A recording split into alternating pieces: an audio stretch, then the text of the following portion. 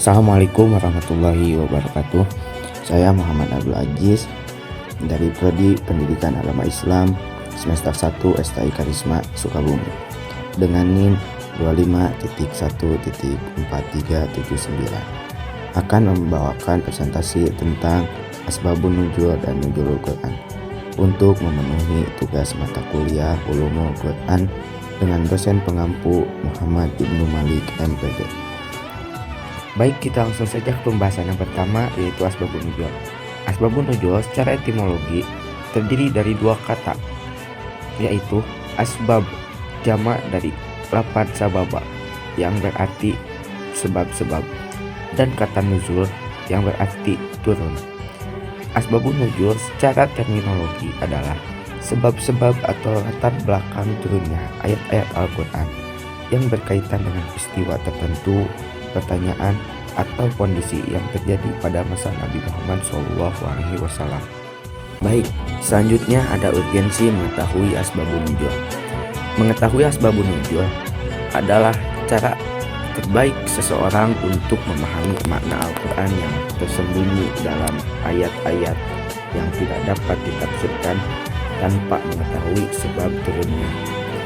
Menurut Syekh Muhammad Husain At-Tabatabai dalam kitabnya Mempelajari Ilmu Asbabun Nuzul itu sangat penting dalam mempermudah seseorang dalam mengetahui ayat dan memahami makna serta kandungan yang ada di dalam Al-Quran serta rahasia-rahasia yang terkandung di dalamnya.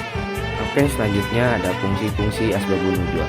Yang pertama, membantu memahami makna ayat dan menghilangkan kesamaran. Nah, terkadang sebuah ayat tidak bisa dipahami sepenuhnya tanpa mengetahui peristiwa spesifik yang melatar belakangi turunnya ayat tersebut. Dengan adanya Asbabun Nuzul ini, kemungkinan bisa membantu kita menghindari dari salah penafsiran ayat tersebut.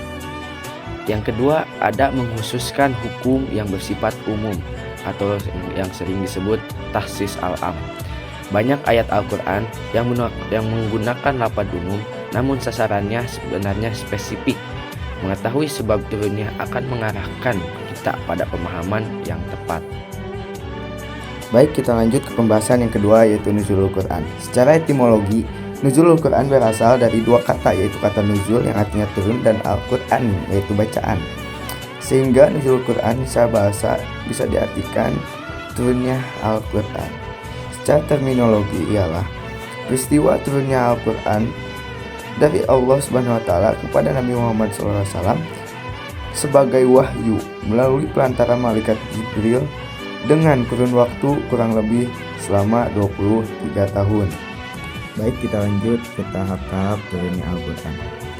Tahap pertama yaitu Al-Quran diturunkan atau ditempatkan di Lauhul Mahfuz, yakni suatu tempat di mana manusia tidak bisa mengetahuinya secara pasti.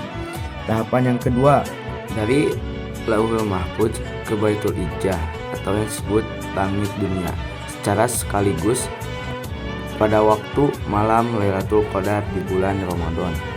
Dan tahapan yang ketiga, dari Baitul Izzah kepada Kanjeng Nabi Muhammad SAW melalui malaikat Jibril secara bertahap dengan waktu kurang lebih selama 23 tahun. Kita langsung saja ke pembahasan yang selanjutnya, yaitu hikmah Nuzulul Quran. Yang pertama, menjadi petunjuk hidup bagi manusia.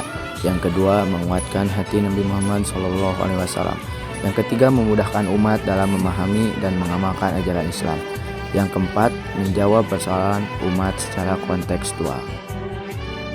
Jadi kesimpulannya yaitu Asbabun Nuzul adalah ilmu Al-Quran yang membahas tentang latar belakang atau sebab-sebab turunnya satu ayat atau beberapa ayat Al-Quran. Sedangkan Nuzul Al-Quran adalah proses turunnya firman dari Allah Subhanahu wa Ta'ala melalui malaikat Jibril pada Nabi Muhammad SAW. Ya, jadi mungkin cukup sekian pembahasan dari saya, kurang lebihnya mohon maaf. Akhirul kalam, wabillahi taufiq wal hidayah. Wassalamualaikum warahmatullahi wabarakatuh.